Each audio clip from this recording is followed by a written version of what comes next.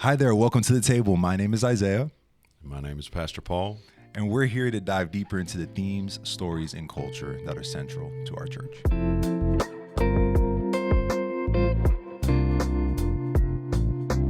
Well, Pastor Paul, we're so glad that you are here today. How's it feel to be here at the table?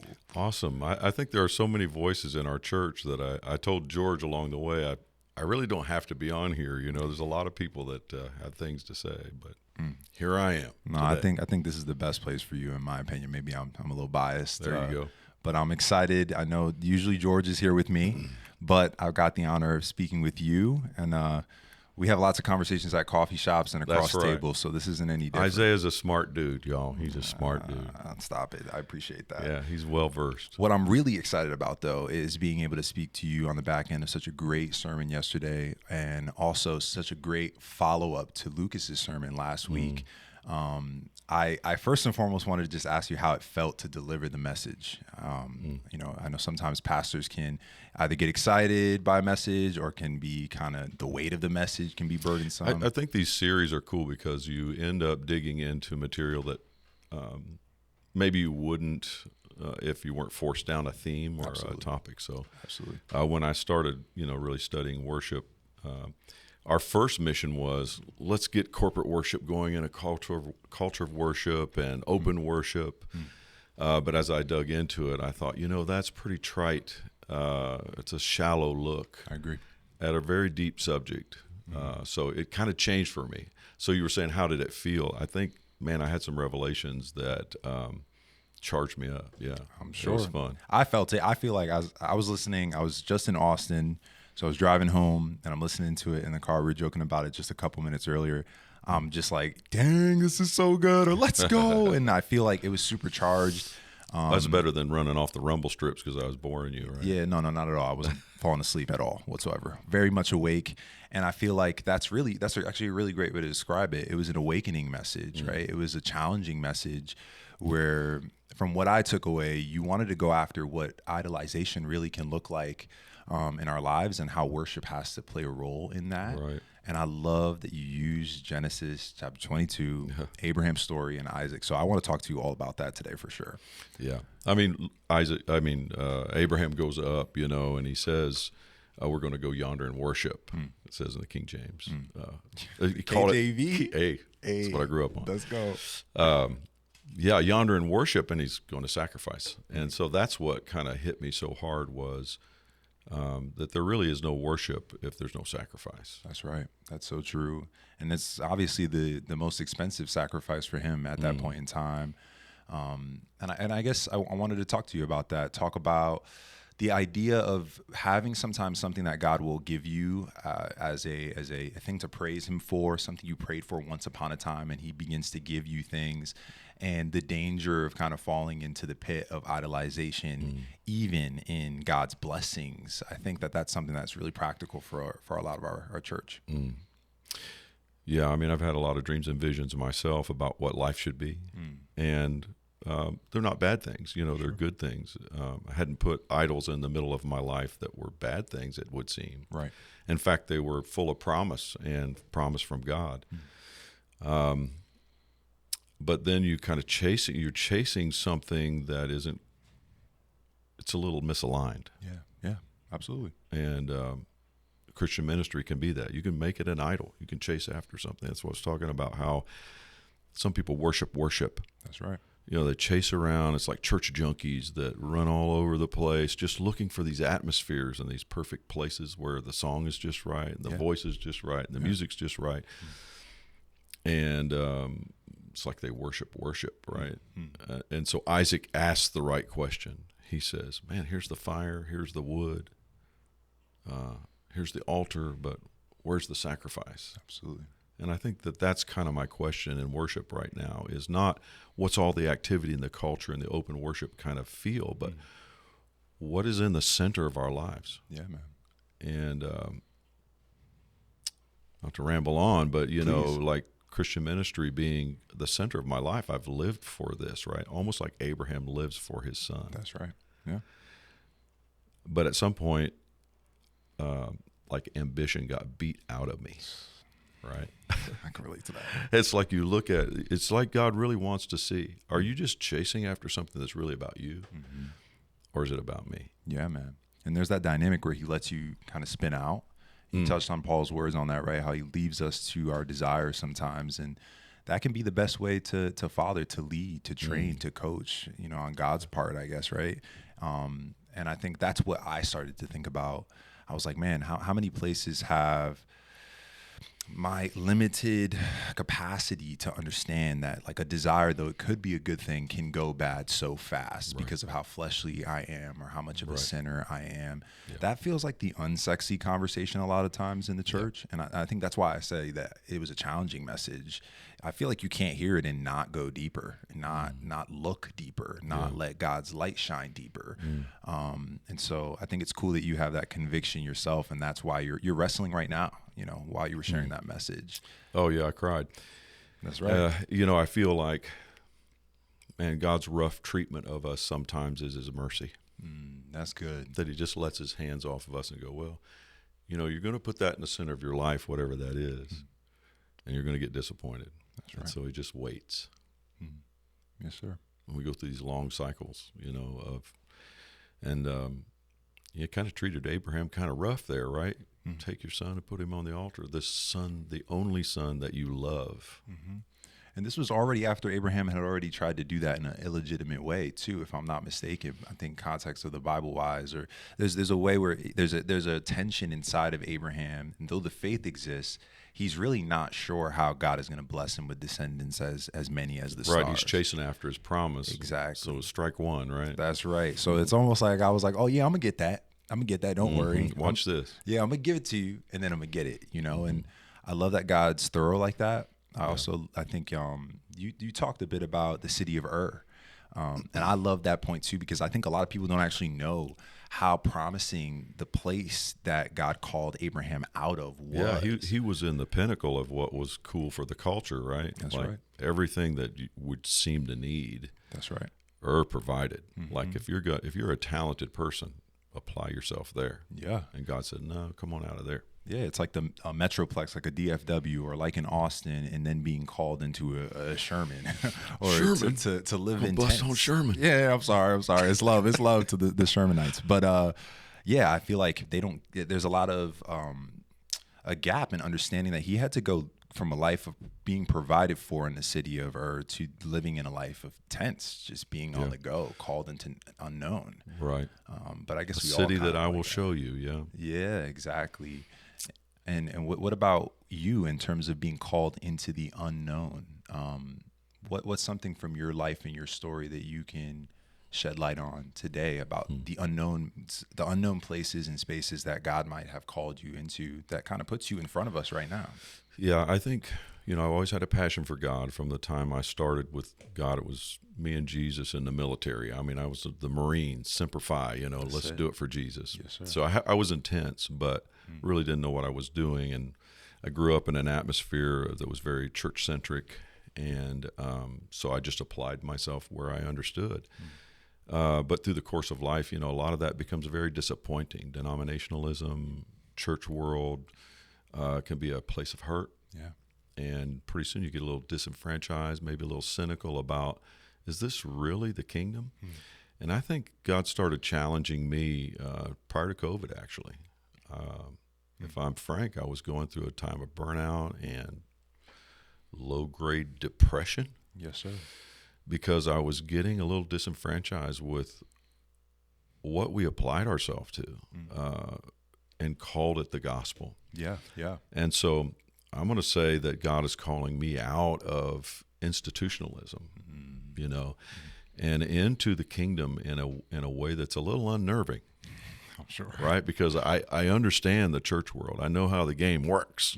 Not that it's a game. I'm not wanting to be oversimplified or devalue it, because there's value in the family. You get it. But of course, but there's systems. Right. Yeah. But you can't accomplish institutionally. You can't fully accomplish institutionally what God designed to be accomplished relationally. And so to lift our head up from the organization and say, and from the church-centric life and our family life as a church, and say there's a bigger play that God has going. Sure. That's right. That's like getting called out of Ur of the Chaldees. Yeah, I'm go for a city you've never seen before. Yeah, it's a little unnerving, and so I'm treading a little bit that direction because, yeah, I feel like that's where the kingdom's going. Absolutely. I mean, that's a mighty call. That's an apostolic call. You know, it's a cross-cultural, cross-generational challenge. I think there are young and old folks that can feel the hollow points of that system when it comes to church. Yeah, I mean, we're saying in the church, come, and Jesus said, go, right? That's right. And so we build everything around come and see. And so, you know, I just think it's a whole different model of empowering individuals to go. That's right. It's a different way of thinking about church, and I think that is where probably if I was going to apply the Abraham principle of coming out of the Ur, that would be it for me. For sure. You know, I'm old enough now that I think I've put a lot of my Isaacs on the altar, and like I said, I've had the ambition beat out of me. Now I haven't had the passion beat out of me. That's interesting, isn't it?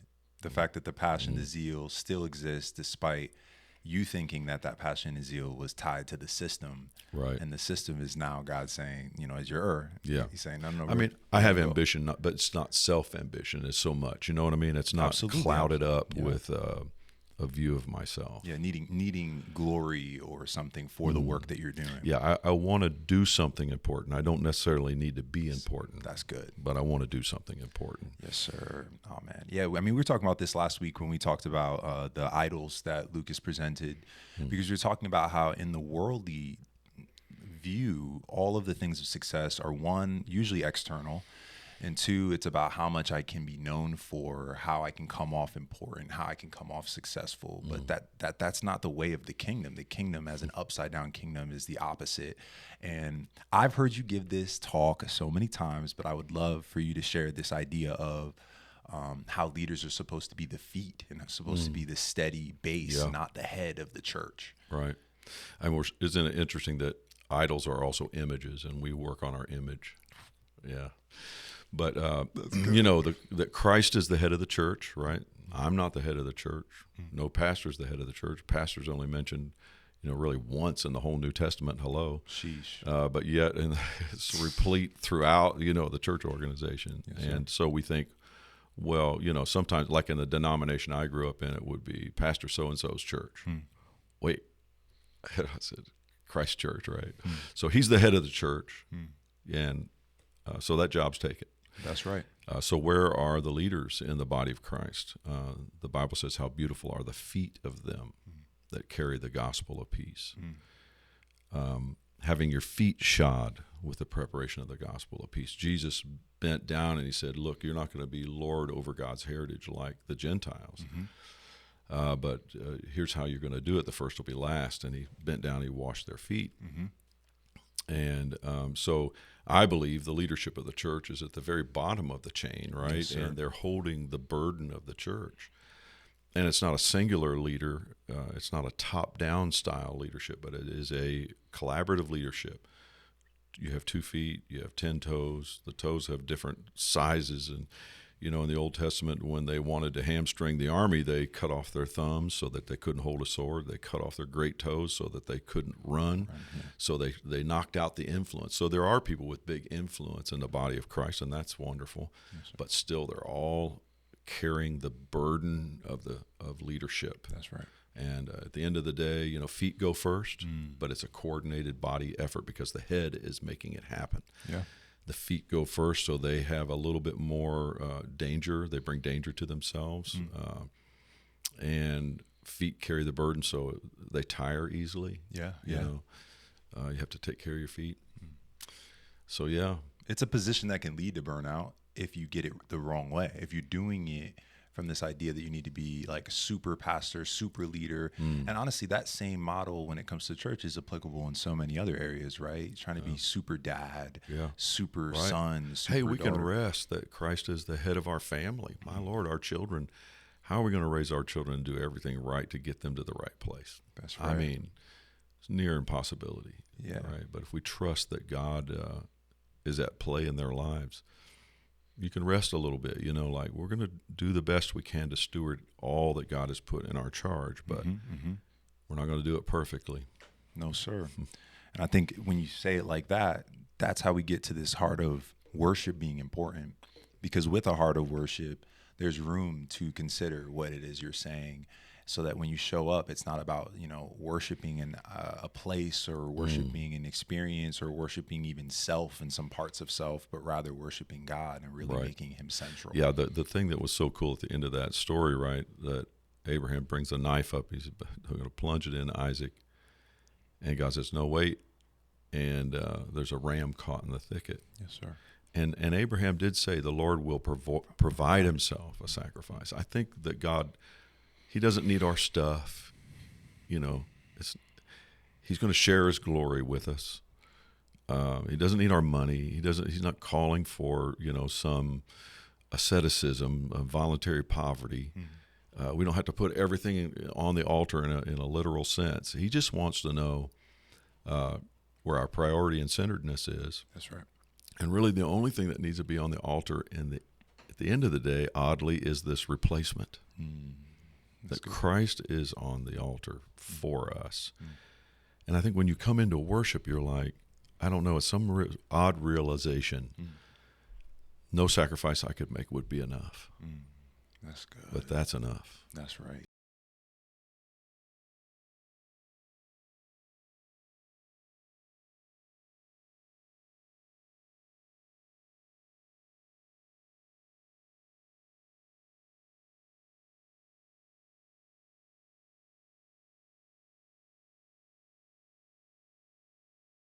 The older sibling that takes care of everyone, even in the small concepts like picking them up from school or helping them with their homework, there's this responsibility I felt I always needed to rise to, right, even though there are moments when I didn't want to rise to it, right, or I didn't have enough to do that. Yeah. And I'm thankful because the redemption of the Lord is definitely present there. I think the emotional intelligence I have and the understanding that I've grown is a product actually of some of the tough stuff that I had to go through. And God's just good like that. I'm grateful. Right. But I think I want to ask that, let's talk more about what could be center in some people's lives and how those things can get to become center. Is it because of broken stories? Is it just because of ambition? What human parts of our stories lead us? We brought up the whole idea of codependency, right? Yes, something that an unhealthy relationship with something is when you think that you need or must have that to define yourself. That's right. So that can be anything. It can be the way your children turn out. Yeah. It can be the appearance of money or actual money. Yeah. It can be, buying a home or getting married or whatever. Anything that you think you must have to define yourself can become an idol, right? And you get an unhealthy, you chasing after this, you're giving resources to it just like you would an idol, right? They go to these idols and they pour out, they sacrifice, they give to it, they give inordinate attention to it. And they think that it's going to deliver something to almost them. Transactionally. Right. Like if I chase that and then it's going to give me something. And the truth is, God says all of those idols are just lies. Yes, sir. Tim Keller would call them counterfeit gods. That's good. That's really good. So they don't deliver and they disappoint. And that's why God says, I'm the first, I'm the last. Besides me, there is no God. Yeah. So don't chase that stuff because it's going to disappoint you. It's just a dumb idol. It is. It is. And it's going to fall short no matter how much you think you can maintain it, And I think when you mentioned codependency for the first week of this series, first thing that popped into my head was my best friend. I've been best friends with this guy, probably his name, shout out Steve. Shout out to Steven. We've been friends for 16 years. We grew up on the same block. Same circumstances, similar background. Honestly, when it comes to my understanding of who Jesus is and the relationship I have with him, I don't think it would exist apart from Stephen. Oh, cool. I'm kind of a product of his ministry, even as high school kids. And when I was getting married, I had this realization that the codependency of our brotherhood was something that was going to get in the The way. bromance was ending. The bromance had to end, or it had to shift. It had to shift. And so it's funny because when you said codependent, it still leaves like a little sting in my heart, even though I know the conversation we had was one where I was like, hey, bro, listen, I'm about to get married. She's got to be, she's the focus right now. God has brought this person in my life. I can't go to you to process every thought because I know you're going to tell me what I want to hear, or even because I'm familiar with the voice that you'll have, one that's going to edify me and be helpful to me. I've got to kind of go into this unknown space where she may not meet me in there. She may not meet me like you do. But Isn't it like this when you sort of marry the Lord in a sense, right? That you leave father and mother and leave and you cleave. cleave to your wife. So I think the Lord has something in that, right? That we're constantly leaving. I think it's a constant realignment and separating ourselves from those things so that they get out of we get things misaligned. We Absolutely. just do all the time. Yeah. Maybe it's just a product of being sinners, or just being fleshly beings, or just being created. We tried to create in a way that's illegitimate and in a way that's counterfeit, like you were saying, Keller says, maybe trying to be like him or trying to exercise being made in his image. And I think God's gentle hand, which, like you said, can be strong in his gentleness, realigning us, recentering us, pulling us back into his presence. Where would we be without that? Yeah. When we make the creature, we worship the creature more than the creator. There it is. Yes, sir. Yeah. That passage in Romans said he gave them up to the desires of their heart. Wow, the fondest desires of our heart can actually get us in trouble. We think that, the pursuit of happiness ought to be a thing. Like, shouldn't that be everybody's life, right? The pursuit of happiness. Right. The American dream. Right. Yeah. But when does pursuing the fondest dreams in our heart, it shifts, and pretty soon we're worshiping something other than God. Become codependent with it, and we start defining our life by this false thing. That's right. And I don't think God is needy. Like, he's not needy. He doesn't need us to bow down and kowtow, That's right. It's really that he's just showing us the truth. I am the first and the last. It begins with me. It ends with me. Beside me, there is no God. So when you do that, you're just only hurting yourself. So his rough treatment of us is not his sensitivity. Yeah, yeah. It's his mercy on us. Yeah, we need that. We need that example. I don't know. I feel like we live in a world where if you're going to be hard on yourself, it's for the purpose of building up you. If you're going to be hard on, if you're going to be hard on others, it's because they're out of alignment with the mission you've got for your life. And I think there's even some church messages I've heard where it's like, you got to cut that person out of your life because they're not congruent with where you want to head. And I'm not saying that that's not sound advice, but there's a lot more complexity that's going on underneath the surface than just that simple transactional action, and I think you're getting into the core of that. I just think of how many people might have made transactional actions like that, things that are surface, and it was at the cost of something that maybe God is doing something through. Well, it looks like worship. It's like Isaac had the right question. Well, here's the fire, there's the wood, there's the knife. Yeah. We're headed to an altar. Where's the sacrifice? Where's the sacrifice? Yeah, I think we do a lot of things that are ostensibly spiritual and good in and of themselves, but they add up to something that isn't centered right. Yeah. Same actions, right?